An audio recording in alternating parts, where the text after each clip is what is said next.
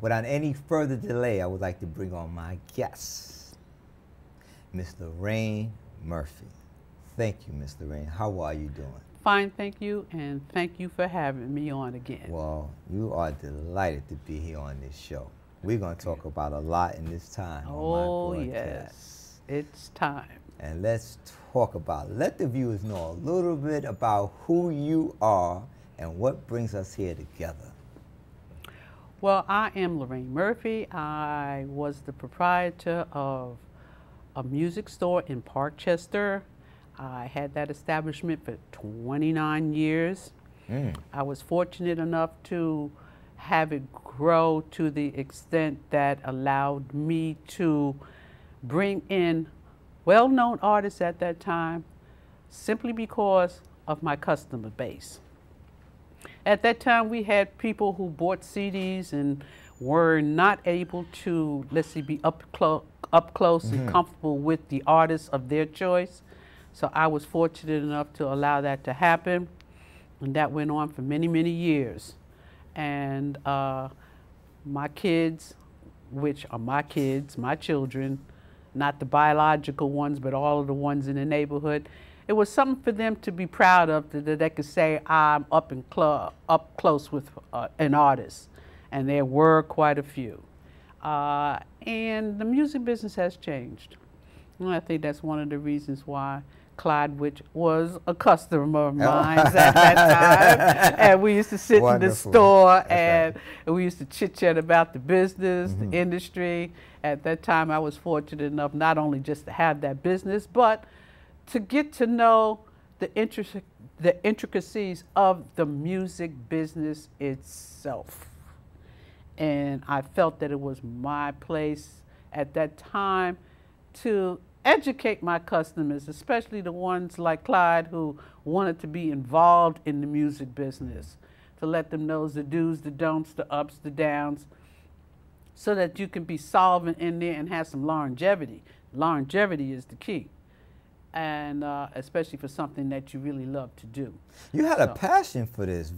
I mean, how is it for a black woman to open up a business the way you have opened up this business? You started off small and you branched off.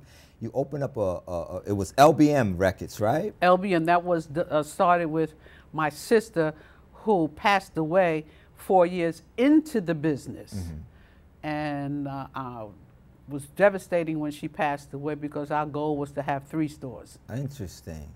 And you always got to have somebody to watch your back. Now, that's in the Parkchester section, right, where Macy's was at, across the street from Macy's. Right across the street from Macy's. And then you also had another record shop. Well, it wasn't yours, but it was Harmony Records. Are you familiar with that? Harmony Records, Nat Israel was the owner, who actually welcomed me. Believe it or not, with some people, we were not enemies. We felt that that was our area, those were our kids, our customers. If I didn't have something, send it to him, vice versa. He was very instrumental in helping me as far as where to go to buy music, how to buy music. It was him. And then in my sister's area, which was on White Plains Road, 222nd, there was another couple sisters who taught us how to do the business and how to buy. She was telephone company. She was supervisor telephone company. I was teacher's insurance company. And I kept walking up East Avenue. That's where I lived by Metropolitan Oval. I saw these empty stores. You know, one time I spoke with you, and I don't know if you remember, and I think you were before your times, about internet, computers, and this was at the time when people didn't really know about computers. Can you expound on that a little bit so our viewers can understand? Okay, once I got into the music business and learned how seriously you were and you are. I mean, you were, phenomenal. Well, I had the little store. I knew that management wanted me out of the little store because they wanted to expand. You know, if anybody knows Parkchester, all Metropolitan area is corporate. I was not the only one on any of the small mom and pop stores. That was the beginning of eliminating mom and pop stores, not just Parkchester. this is a nationwide deal. Corporate was the beginning of corporate America. Okay, and I had the opportunity to look at a larger location, which we named the Music Vault. I took that location with the real estate because I learned the music business. I got into that, and I knew the transformation with the computers and the internet, that larger location would have benefited me. I was very popular with distribution, BMG, Sony, Universal. I started an organization of 28 independent music retailers here in the metropolitan area, Brooklyn, Queens, Bronx, and to inform them of what the next step as far as the dissemination of music in the music business. And it benefited the retailers. As a lot of people don't realize that we carried the music business, independent retailers, just not myself. And I believe I was very instrumental in opening the doors for the other independents to sit back and to benefit from what we were doing. We were going to the next level with light boxes, listening stations. You have a customer who, when they come into a music store, they really don't know what they want. They listen to the radio, which, hey, you hear one song 50 million times in 1 hour. They paid to do that by their program director. So the customer will go ask for that song, but then they don't know anything else on that album. We were there to play that album. And that's why that's so important. Very much so. And that's missing, and it's missing today because you don't see vinyl anymore. Oh, you see the vinyl coming back. Slowly. No, it's back. It's back fully now. What you are missing is that one-on-one, because if you're the owner of a music store, you know your music. You know what to play, what not to play. We talk to a customer, what mood are you in? So we know what mood to play for you that's going to be attractable to you that you're going to buy. You buying that only enhances the artist and distribution and label. Okay, today, you're not going to get that. First of all, most people today work on a computer from 8 in the morning to 6 at night sometimes. You think they're going home to download? And if they ask their child to download, it's not going to download what you want to hear.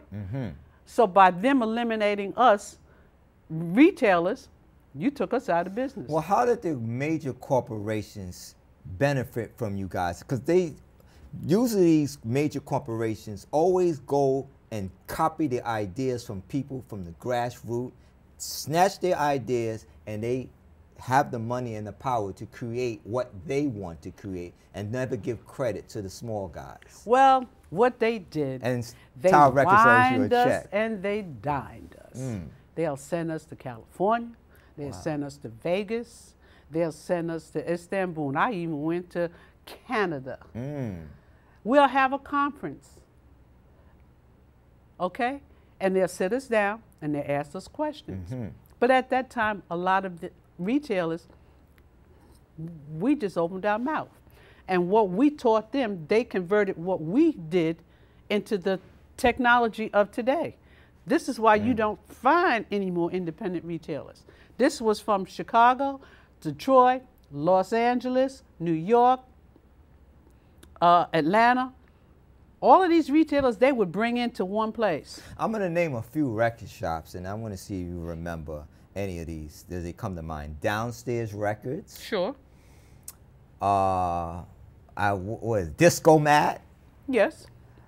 Colony Records. Now, Colony was on Broadway, and there was Patrick Willoughby, who was the salesperson for Colony, which, let's say for the type of music, he was very instrumental in all genres of music. Patrick was there. Patrick would be with us wherever we go.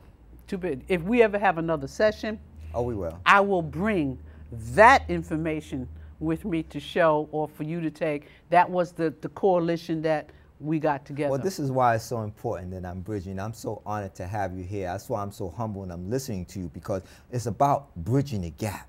And this is why I want people to see, because you didn't have many females. I call you the grandmother, the godmother of this hip hop.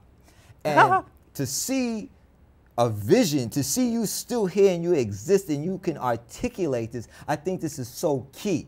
If I bring up somebody like Lenny Roberts, what comes to your mind when I bring him up? And who is he? Lenny Roberts was the gentleman who brought out in vinyl form all of your beats. And the beats was done by Louis Flores. Okay. Okay? And he would sell those vinyls to your jocks, to stores who wanted to sell it to a jock coming up who wanted to learn how to beat it. The artwork was done, I think his name was Skip. It was Skip and Louie. I think I got Skip's name, but Skip had passed away. Okay, and Louie, and Robert used to store and have his vinyl delivered to the little store on East Avenue. See, we were a family. It wasn't about you got something and I don't have. Okay. Because if you grow, I'm going to grow. It's not about cutting someone's throat back in the day. We looked out for one another until you got to a level that you can go ahead out and branch on your own. And so the viewers know beats. They were break beats. These were Break records beats that were put on compilation albums, and they were various artists. Yeah, that the jocks took bits and pieces and made their own. And they sampled a lot of sample. So now they would get their vinyl from Lenny. Now, okay, go back to the music business. Now, what they used to do was an artist that came out, they'll sneak that vinyl. You ain't supposed to have it because, you know, we're not supposed to sell it, but the industry will give it to the jock to make like doo-wop and all the rest of them. They will get their vinyl from the company to come out ahead so that the customer can get a buzz at the club, and then they come to the music store and get and buy the original. Oh, we connecting the dots. Now let's look at it from the early stages, from the 70s. Let's look at some of the founding fathers of hip hop that have came into your store. I don't know if you ever heard of Africa Bambaataa or Kool Herc. I don't know. Tell me a little bit. Fat Joe, African Bambaataa, Starsky, all of them would come through the store because between LBM at the time and Harmony at the time, as far as that Bronx area, would be the store that would carry the product that they're looking for, or even sell their mixed stuff if they're looking for. How did Trev come involved with this? Because I always got Stetsasonic and what's the group he was? Ultramagnetic. I don't know why I always got those two groups mixed up. I don't know. Well, Trevor Randolph, you can say, that's my adopted son. Louis Flores, my adopted son. They were, along with my daughter, the backbone of... Tisha. That's right, Tisha. Okay. Backbone of that store and allowed me to go out and venture to learn the music business, to see what we can get to sustain ourselves. I was the first who started the Coalition for New York, enabling them, the independent retailer, to get health insurance. Oh, wow. I wanted to do a credit union because we were selling their product, but we wasn't getting nothing back. So I learned how to do something so that we can spend our money on something to make money from the industry. And it worked.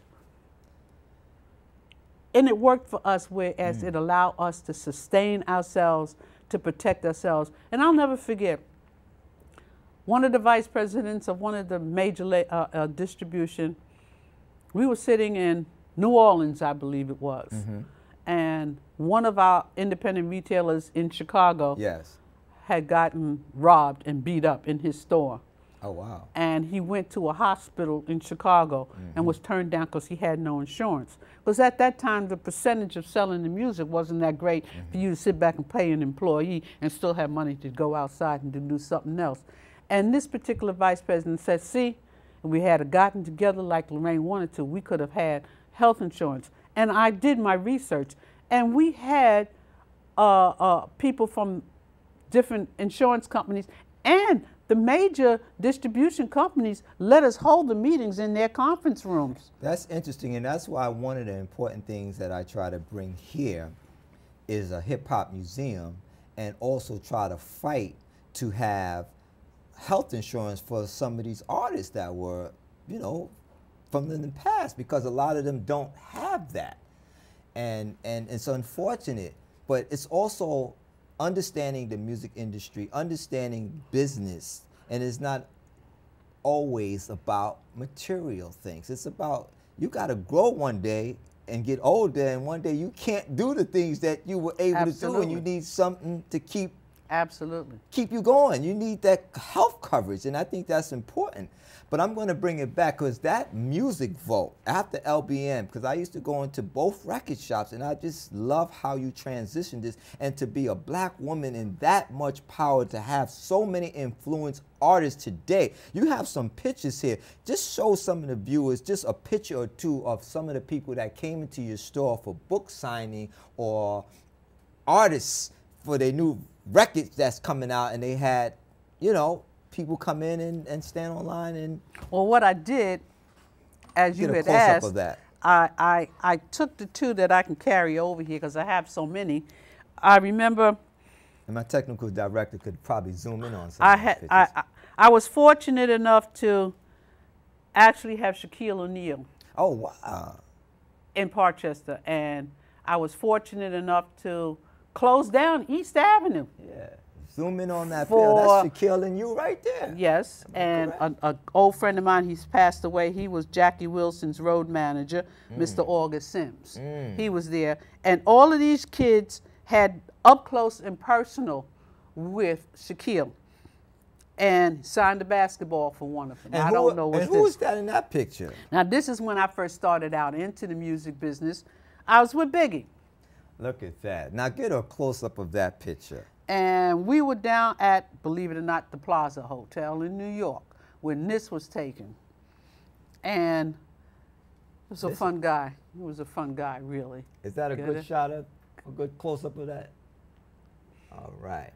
That's interesting. And from that point on, I made it a point and had the understanding with labels, distribution. Hey, this can be a one hand washes the other hand. You had so many people like Alicia Keys, Tisha Campbell, I think Eddie Levert or Gerald Levert. No, Gerald didn't come. I always went to Gerald. Okay. Oh, okay. That was my teddy bear. I always went to Gerald. Okay. But I had Nas. I had Nice and Smooth. Okay. Should have wrote the list down, because like I said, it's just so many of them. It's so but many. I had your top 10. Okay. Top 5, top 10. I have had them there. I had even Ike Turner. Oh, Ike Turner. The Ike Turner? The Ike Turner, and I wish my daughter was here, because everybody asking why you beat up Tina. Oh, wow. I know he's probably tired of hearing that, the beatdown king. But I had Ike Turner there. I've had so many of the name ones. You know, I was truly blessed and fortunate. And more importantly, they were willing to come. They were there. They interacted with my clientele. Oh, and I had crazy DMX. Oh, DMX. Oh, wow. But his dogs came before he did. Oh, he did. Yeah. They did. Yeah, but DMX, he was You there. also had Willie, right? Willie Dynamite? Yeah, I've had him there. Like I said, there's so many. If we do have a spin-off from here, I will tell you, I'll bring it. Because right now, there's just so many. And, you know, it's pre-op to what we're doing. Well, you know, it's interesting because we did a prior interview, as you said. I would like my producer in the back to just show a little B-roll footage of that. Okay. And that is going to air, and I want to have that ready for Women's History Month. And that's why this is important, because people need to see our rich history. I like to see how we bridge the gap between the youth and the mature, and showed that we have a lot of history here that's being forgotten about. And that's why I like to preserve this, so that way our next generation can actually document this and see and know where they came from, because they need a reference point in order so they can build their career. And I think it's important for them to be able to know that we still exist. But there's no place other than yourself, to my knowledge and to my understanding. This is one of the reasons why I think the youth of today, they don't know where they came from, so they don't know where they're going. Well. Okay, I deplore the rap music of today because they're making the young ladies look very cheap. Okay, let's talk about it. Okay, and they're making the young men feel that they are not important to what society has to offer for them. I blame they're out on their own trying to make it in this cold, cold world, as I would say. But somebody needs to create something for them to do that is positive. Well, I would keep this. I would say today what's happening is the industry has become very demonic in this industry. People are now selling their souls. In order for you to get a record deal, you have to do something that's negative.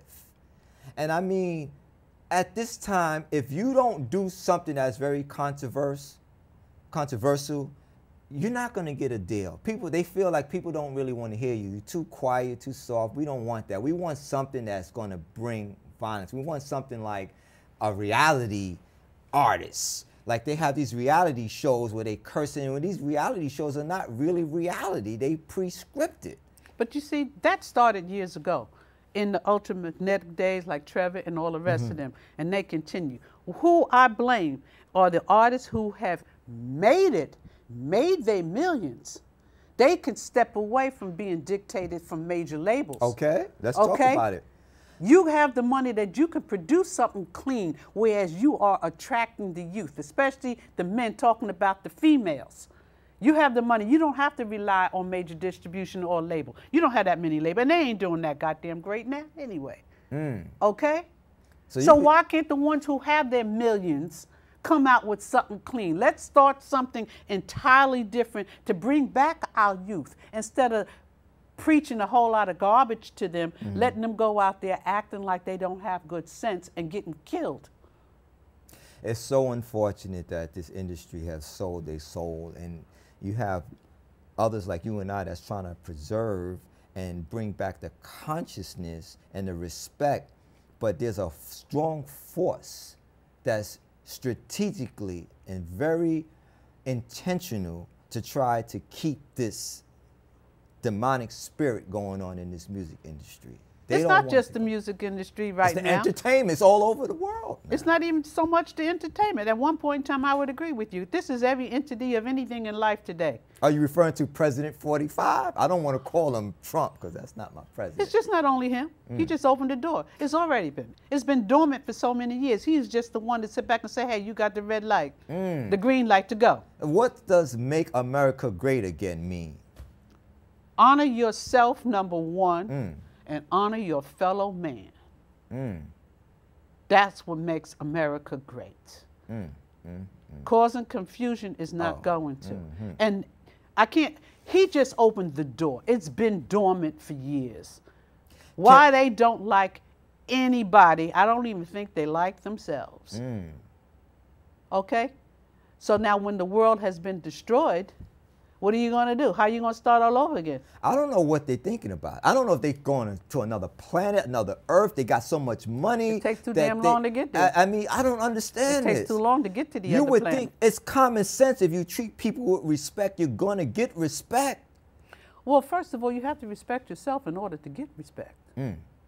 Some of the people that are out here might not subconsciously respect themselves. Just think about it. What is the solution? You know, that's a good question. I really don't know offhand because I'm too busy figuring out how can I do and what can I do just to instill in my great-grandchildren not to think that way. Maybe if the people think about how to teach the younger ones coming up that's looking at it, that they don't emulate it, maybe there's a generation that can be salvaged. Interesting. You understand? You know, if everybody feels the same way, who is left to change it? Because then you just spilling over the badness to the next one, and that one is going to spill this. So it's going to be an everlasting thing? Well, during, let's say, we talked earlier about who should be held responsible. I'm going to look back and talk about people like Sammy Davis Jr. Just because they're black, I can't give them a pass. We got to talk. Now, you might go, where am I going with this?